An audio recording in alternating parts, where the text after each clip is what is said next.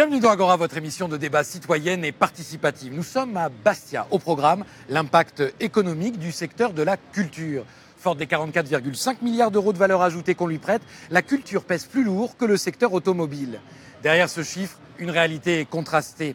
Porter les couleurs du spectacle vivant ou de la défense du patrimoine relève du combat, alors que les subsides publics se raréfient et que les critères de rentabilité sont plus forts que jamais. La culture doit-elle s'apparenter à un enjeu économique ? C'est maintenant dans Agora.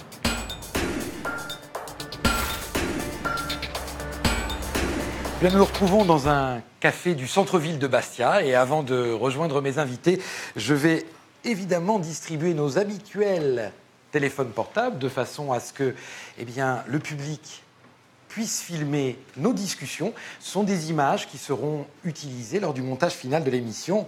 Voilà, merci beaucoup. Merci à vous d'être avec nous pour ce débat qui tourne autour du sujet de l'enjeu économique de la culture. Et pour lancer les débats, Pierre Lougueretti, alors vous êtes le directeur général de la Cité internationale de la bande dessinée et de l'image d'Angoulême. Dans une autre vie, vous avez été aussi le directeur de cabinet du ministre de la Culture, Frédéric Mitterrand. Et c'est justement l'ancien directeur de cabinet qui m'intéresse sur une question un petit peu globale. On voit beaucoup d'études, de rapports sortir sur l'impact économique de la culture, une avalanche de chiffres qui tendent à vouloir démontrer que le poids de cette culture est très important. Est-ce que ça ne relève pas surtout de la communication d'acteurs politiques qui cherchent à justifier justement tous ces investissements ? Probablement. Néanmoins, je ne voudrais pas minorer le secteur économique que représente la culture. Mais de mon point de vue, ça n'est pas que ça. On ne peut pas réduire la culture uniquement à son rôle économique, qui est important et qui est d'ailleurs très dynamique. Les études que vous mentionnez l'ont montré sur plusieurs aspects. Mais la culture, je crois que c'est aussi bien plus que ça. C'est certain. Mais alors le fait justement qu'on insiste beaucoup sur ce point, ça interpelle. Je pense que c'est effectivement je crois qu'il y avait besoin aussi d'appuyer et d'étayer effectivement les effets économiques de la culture qui n'avaient pas été forcément beaucoup documentés depuis l'existence du ministère de la Culture. Ça permet en effet de rendre palpable vis-à-vis d'un certain nombre d'acteurs qui peuvent être décisionnaires en matière de décision publique et qui peuvent être sensibles à ces questions-là. Donc je pense que ces études sont extrêmement utiles. Très bien. Mais il ne faut pas non plus réduire le débat uniquement à ça. Alors justement, un ou deux chiffres, et je vais vous demander de réagir. En 2014, on établissait que la culture contribuait 7 fois plus au PIB français que l'industrie automobile. On avançait le chiffre de 57,8 milliards d'euros de valeur ajoutée par an, 670 000 emplois directs. Et les dernières statistiques en date évoquent un poids économique de la culture de près de 44,5 milliards d'euros. Frédéric Badbino, vous qui êtes directrice artistique de Spettacolo et responsable du théâtre de Bastia, ces données macroéconomiques, ça doit vous faire une belle jambe, vous, non ? Dans votre pratique quotidienne, ces avalanches de chiffres, certes très très flatteuses, mais bon. Alors moi, effectivement, moi, je peux vous parler de ce qu'on vit au niveau de la ville de Bastia. Voilà. Est-ce qu'on vous demande, par exemple, des comptes sur l'activité économique que vous générez ? Ah, mais constamment. Constamment. C'est-à-dire qu'il n'y a pas des rapports qui sont faits comme au niveau national, mais c'est une question qui agite beaucoup les élus de la ville de Bastia, qui cherchent sans cesse à comprendre pourquoi la culture coûte si cher.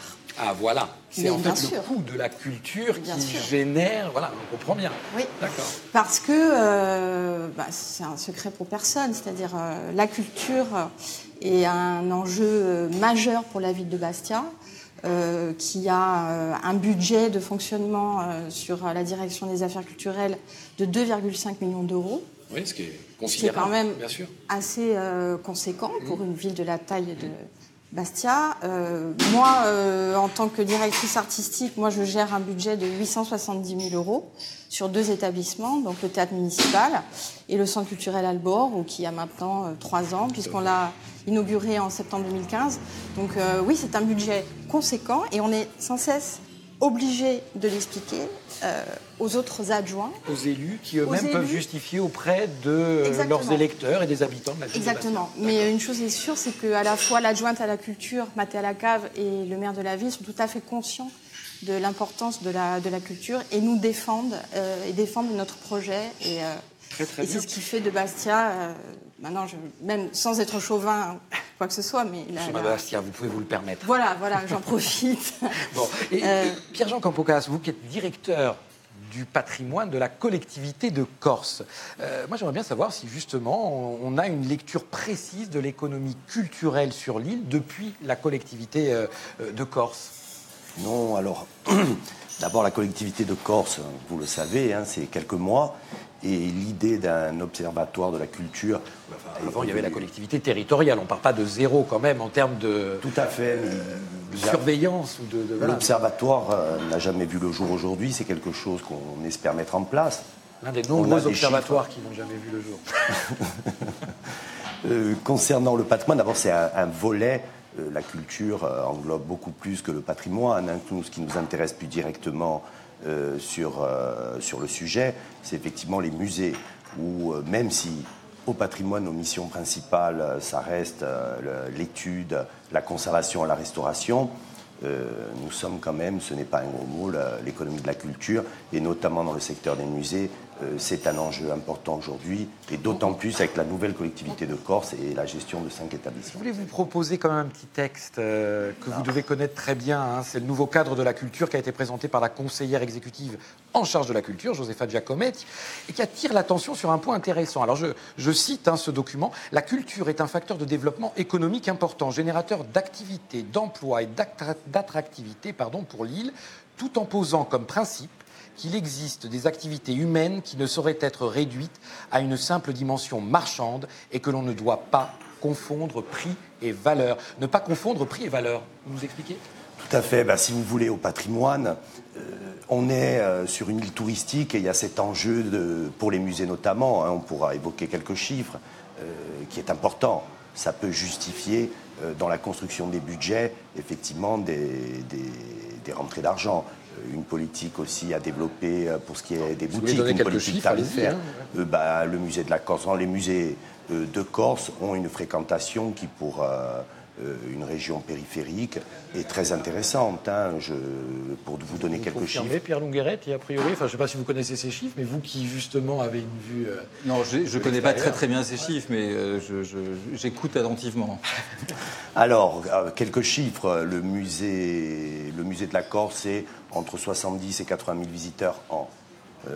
Vous avez le musée le plus fréquenté de Corse, c'est la Maison Bonaparte, évidemment, Napoléon étant une marque mondialement connue. On est à 90 000 visiteurs. Voilà, ce qui fait quand même une fréquentation qui mérite d'être développée. On pense notamment à Léa, mais aussi au musée de Sartène, musée d'archéologie de Sartène.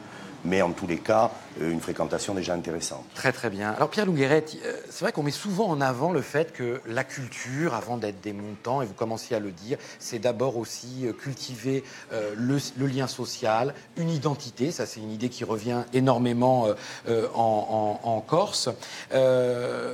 Est-ce que, en fait, tout ça, ça n'illustre pas le fait que cette dimension sociale et identitaire, le fait qu'on mette aussi désormais de plus en plus l'argent au milieu, ne suffit plus? Il faut que la culture, elle rapporte de l'argent, ou en tout cas, qu'elle en coûte le moins possible à l'heure de budget public très déprimé. Oui. Cela dit, c'est pas choquant qu'il y ait des exigences d'efficacité en matière de gestion publique. Surtout depuis des années de crise économique, depuis la fin des années 70. C'est pour ça qu'avant ces années-là, quand le pays n'était pas confronté à ces difficultés, il n'y avait pas eu ces études. Donc il n'y a absolument rien de choquant à ce que les élus demandent des comptes sur l'efficacité de cette dépense et surtout que les objectifs fixés puissent être atteints. Je pense que c'est absolument légitime. Mais il n'y a pas que, me semble-t-il, dans la politique culturelle, qu'elle soit d'ailleurs déclinée à l'échelle nationale ou à l'échelle locale, il n'y a pas que des objectifs strictement quantitatifs et économiques. Il y a aussi des objectifs, en effet, de lien social, d'émancipation individuelle, de développement humain, qui sont difficilement mesurables, mais qui font partie de l'ADN de la politique culturelle, en tout cas telle qu'elle a été pensée en France par un certain nombre de grandes figures, qui sont soit des hommes politiques, soit André Malraux, soit Jean Vilar, soit d'autres personnalités qui ont très fortement influencé la politique culturelle française, et bien au-delà, la France étant un modèle international en matière de politique culturelle. Donc c'est cet ensemble-là, c'est cet ensemble d'objectifs à quoi doit répondre la politique culturelle, avec effectivement aussi des objectifs économiques. Si la France, par exemple, accueille plus de 80 millions de touristes par an, c'est parce qu'il y a une politique patrimoniale, c'est parce qu'il y a une politique festivalière. Voilà, donc il y a un ensemble d'enjeux et ils sont tous importants. Et je vais aller peut-être voir même dans le public si déjà ce que nous avons commencé à discuter, à échanger. Alors, je vois un visage qui est très connu du milieu de la culture en Corse en général, à Bastia sans doute encore un petit peu plus. Je vous laisse malgré tout vous présenter. Je suis sûr que vous avez déjà une première observation ou peut-être même une question. Je vous en prie. Oui, mais moi je suis Dominique Mattei et j'ai entre autres animé pendant 40 ans le Centre culturel Unavolt et créé les rencontres de la bande dessinée de Bastia. Oui. Et je crois qu'il y a grand péril à se focaliser très fortement sur le fait que la culture doit être un facteur de développement économique. C'est un facteur de développement, point. C'est-à-dire humain, intellectuel, etc. Économique par voie de conséquence, mais par voie de conséquence, pas par voie première. Très très bien, merci. Alors y a-t-il grand péril ? Je vous pose la question à vous, Frédéric, puisque je vous ai un peu interrompu. Non, mais moi je pensais à une phrase, je me disais, on parle du coût de la culture, moi je voudrais plutôt parler du prix de la culture. Parce que je pense qu'il y a une différence entre coût et prix, notamment à l'heure du téléchargement illégal de films, de musique, de séries, tout ça. Je pense qu'il faut aussi faire comprendre aux jeunes générations que la culture, c'est un prix. C'est pas une marchandise comme les autres, mais c'est aussi la valeur marchande de la culture, elle est quand même là. Pierre Nogueret, il y a toujours quelqu'un, j'imagine, pas mal d'enfants, pas mal de scolaires, pas mal des publics très variés à la cité d'Angoulême. Il y a toujours quelqu'un qui paye, ça c'est sûr. La question c'est de savoir qui va payer et pour quel objet. Enfin, on est sans cesse renvoyé à quels sont les objectifs d'une politique culturelle. La politique culturelle française, dans ses origines, c'est trois piliers. C'est un premier pilier d'accompagnement de la création.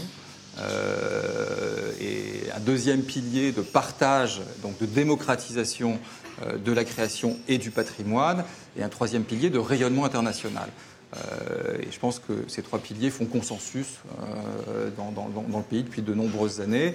Et il est évident que sur l'enjeu du partage et de la démocratisation, il allait mieux faire partager les richesses patrimoniales et de création. Il y a des publics qui ne peuvent pas payer ce qu'elles coûtent, donc le prix qu'évoquait Frédéric, et qu'il est effectivement légitime que ce prix soit pris en charge par la puissance publique, par la collectivité, de manière à ce qu'on puisse permettre de mieux atteindre cet objectif de diffusion la plus large possible. Parce que, comme l'évoquait Dominique, effectivement, la question des bénéfices globaux de la culture est une question majeure. C'est-à-dire, qu'est-ce que ça génère pour une société, qu'est-ce que ça génère pour un individu que de pouvoir bénéficier des richesses d'une création, de pouvoir profiter de la pensée des artistes, de la vision des artistes. Je pense que c'est une question extrêmement importante dans le monde contemporain, de développement de l'esprit critique, de développement d'une pensée autonome. Je pense que ce sont des sujets extrêmement importants et que, là, pour le coup, n'ont pas de prix. On est au cœur de la feuille de route de la collectivité de Corse. Tout à fait, vraiment. Est-ce que derrière les mots, les déclarations d'intention, on arrive véritablement à mettre ça en œuvre, concrètement ? Vous nous avez parlé de budget. Je vous dirais que ce qui m'intéresse le plus aujourd'hui, bien sûr, on a une enveloppe budgétaire dans laquelle il faut qu'on puisse travailler. Mais ce qui nous intéresse beaucoup plus aujourd'hui, c'est les projets. Et pour rebondir sur, et je crois qu'on est tous d'accord dans les différentes interventions, c'est vraiment, pour nous, quand on construit un projet, c'est d'abord le sens et la transmission, pour résumer, qui est très important. Après, on rentrera dans ces enjeux, effectivement, et on l'a à l'esprit, mais de par notre formation au patrimoine, c'est véritablement ça le cœur de notre métier. Alors, puisqu'on parle de patrimoine, ça tombe bien. Agora a eu l'occasion de s'entretenir un peu en amont avec un acteur de la culture, je crois que certains d'entre vous doivent relativement bien connaître. Il s'appelle André Santé, il a eu des responsabilités à la communauté d'agglomération de Bastia. Il est désormais le directeur général de la culture et du patrimoine de la ville et de la métropole de Nice. En fait, je lui ai demandé de fournir un exemple d'une initiative culturelle récente et concrète ayant eu des répercussions économiques avérées pour la ville de Nice et sa métropole. Je vous laisse l'écouter. La question que vous posez est pertinente puisque Nice aujourd'hui a décidé, le maire de Nice, Christian Estrosi, a décidé de reprendre en régie publique municipale les studios de la Victorine, qui sont des studios mythiques du cinéma français, puisque 200 chefs-d'œuvre à peu près ont été tournés, 800 films au total. Je cite rapidement Les Enfants du Paradis de Carnet, La Nuit américaine de Truffaut qui a été oscarisé, et Dieu créa la femme avec Bardot. Donc c'est des films absolument essentiels au nom du patrimoine français. Et donc l'idée aujourd'hui à Nice, c'est de s'appuyer sur cette histoire, sur cette marque, pour relancer un projet d'attractivité territoriale, de valeur économique, artistique et culturelle, qui ait des retombées, évidemment, en termes de rayonnement et en termes d'emploi. Donc il y a un vrai enjeu, une vraie stratégie de politique publique qui est à conduire, que la municipalité peut conduire, peut-être pas seule, parce qu'il faudra que probablement d'autres collectivités viennent avec nous, mais qui mérite en tout cas d'être portée au nom de la puissance publique, puisque jusqu'alors, les studios de la Victorine avaient été portés par des privés et avaient, au bout du compte, périclité les résultats et avaient fait en sorte que ce projet n'avait plus ni goût ni saveur. Donc voilà un exemple très précis, très clair, d'enjeux à la fois industriels, économique, commercial, artistique et culturel qui peut être porté, qui doit être porté au nom de l'attractivité territoriale et certainement au nom de la commune.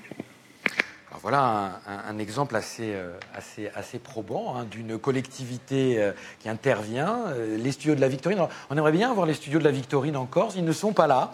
Alors, qu'est-ce que la collectivité de Corse, en revanche, est en mesure de valoriser en fait? Quel genre d'initiative de valorisation, concrètement, aujourd'hui, vous prenez dans ce sens-là, qui va dans le sens d'une attractivité du territoire? Alors, sur le domaine du patrimoine, on a des grands projets. Je citerai, on pourrait évoquer un ou deux. Alors, le musée de la Corse, notamment, et le complexe archéologique d'Alire. Il y a également, sur le volet de mise en valeur, les itinéraires. Il y a une nécessité. Le site archéologique d'Alire, il y en a bien besoin. C'est quand même un site qui a été délaissé pendant très longtemps, ça je crois qu'on peut le dire. Voilà. Alors le site d'Alire, oui, c'est un site archéologique, c'est un musée, c'est un centre de conservation et d'études. À partir de ces trois éléments, il est important aujourd'hui, pour différentes raisons, il y a eu effectivement un peu de temps à mettre en valeur des collections exceptionnelles. Nous avons déjà enclenché sur ce projet, d'ailleurs, le 29 novembre dernier. Un projet a été validé en Assemblée de Corse et il permet, sur les différents volets, que ce soit la recherche, avec un programme collectif de recherche pour permettre de travailler sur les collections déjà connues, mais il était important de les faire étudier par des spécialistes, que ce soit de la poterie attique, de la partie étrusque aussi, mais également de relancer les recherches sur le site, l'archéologie à proprement parler, de développer aussi ce site archéologique, parce que la visite du site, si vous n'êtes pas un spécialiste, elle peut vous apparaître un peu, même si obscur. Le paysage comme les est vitrines magnifique. D'ailleurs du musée à l'heure actuelle. Comme les vitrines du musée. Donc il y a véritablement une démarche pour lancer des expositions temporaires, permettre de construire un discours, ce que nous appelons habituellement un projet scientifique et culturel, qui permettra aussi de s'adresser en priorité au jeune public, parce que c'est pour nous très très important. Très très bien, Pierre-Jean Campogas. Alors, on a régulièrement tendance à demander aux internautes, en fonction des thèmes, d'intervenir, de poser des questions.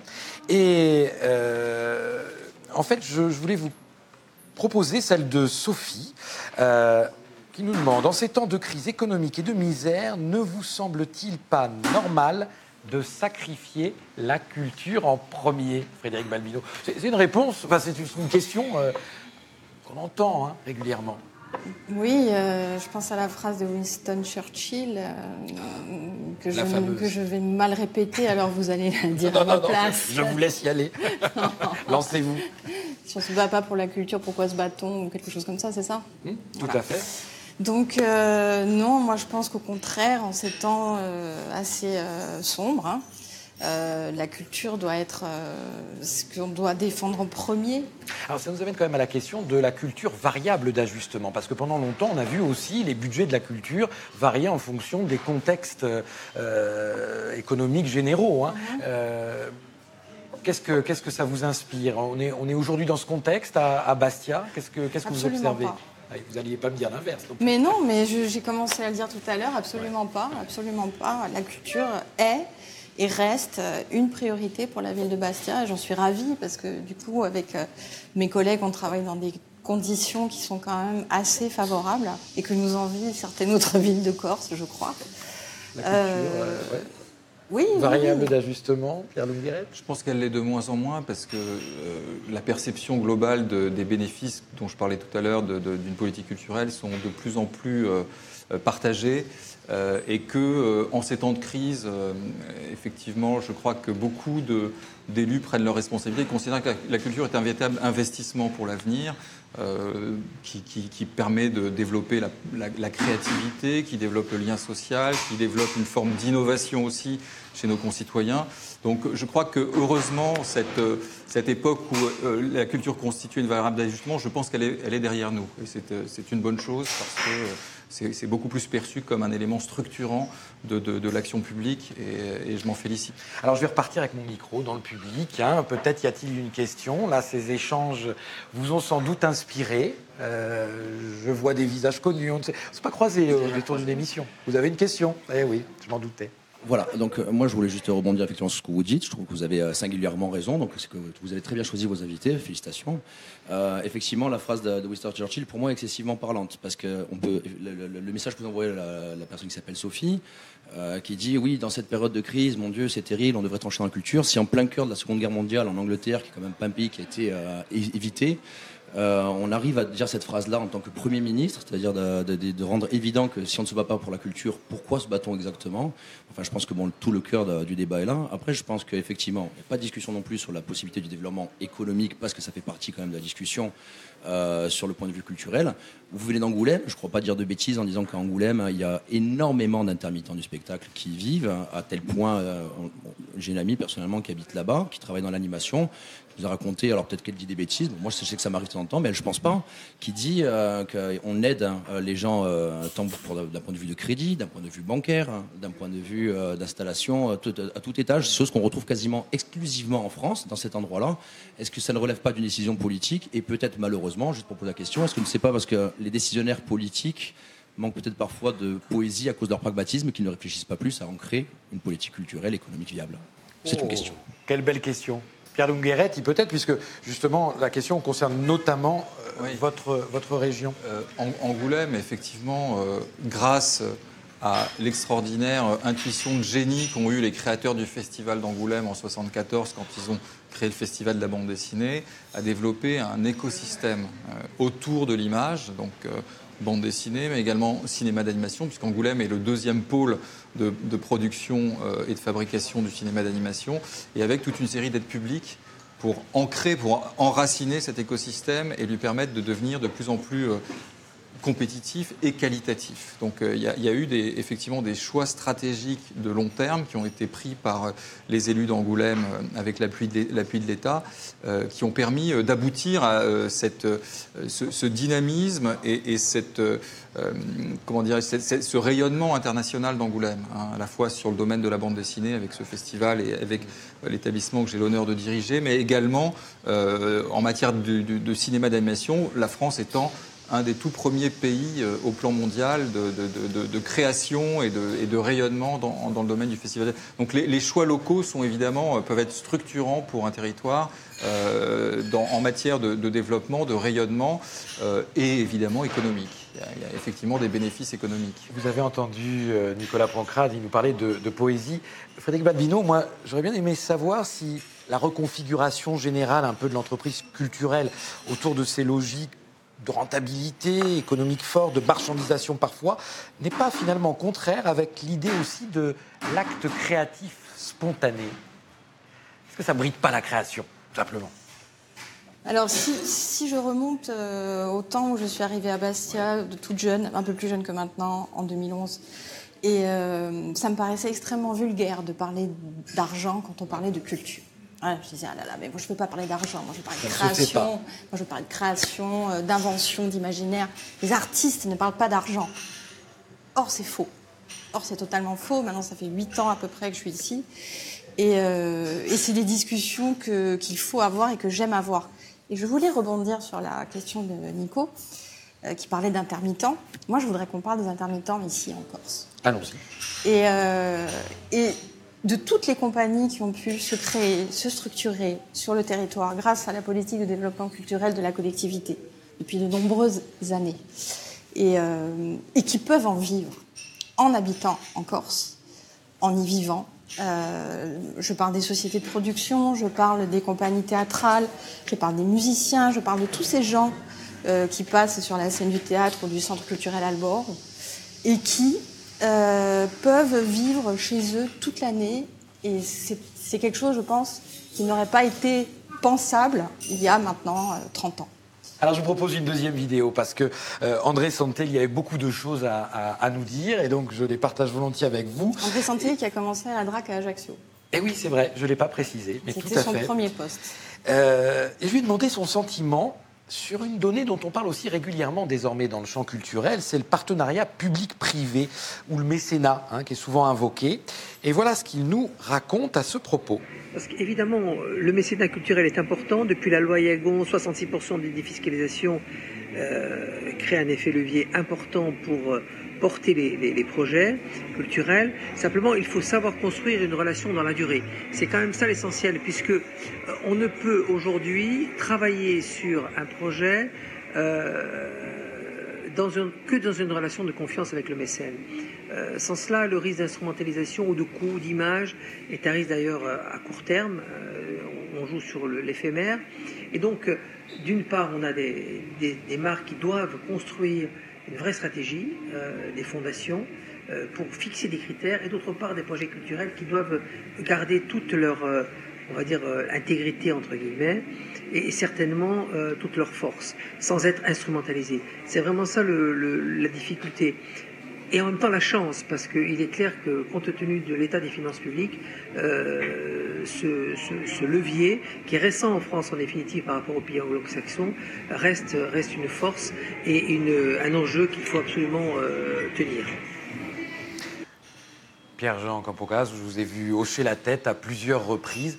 Cette logique de partenariat public-privé, moi je l'ai souvent entendu encore, je n'ai pas d'exemple précis en tête et je me demande si ça ne tient pas davantage du vœu pieux. Est-ce qu'on va voir des choses se développer dans l'avenir ? Je le souhaite, mais pour faire une passerelle avec la question précédente, on était d'accord plus que d'économie culturelle. Je crois que ce qui est intéressant aujourd'hui, et beaucoup de territoires sont allés dans ce sens, c'est le développement des territoires autour des activités culturelles. Ça, c'est des enjeux très intéressants et ça rejoint donc le mécénat ou tous les leviers financiers au-delà des budgets publics. C'est très important et sur certains projets que nous avons, un exemple concret, le château de la Punta. Vous le savez, on a hérité donc d'un monument exceptionnel pour une île comme la Corse, et un partenariat public-privé, voilà, sur un exemple concret, a vraiment du sens. Concrètement, des chances de se mettre en place parce que... Il faut absolument. Aujourd'hui, on part au plus pressé, c'est un héritage récent, mais dès aujourd'hui, il faut construire ces perspectives pour un édifice. Très bien. Écoutez, je vous fais une proposition, c'est qu'il va falloir forcément qu'on fasse une deuxième émission sur ce sujet, parce qu'on arrive déjà au terme de celle-ci, et j'ai l'impression qu'on n'a fait évoquer qu'une partie sans doute des problématiques. En attendant, nous nous retrouverons la semaine prochaine, dimanche prochain, sur François Corse via Steel, et je vous engage à poursuivre le débat chez vous, à la maison.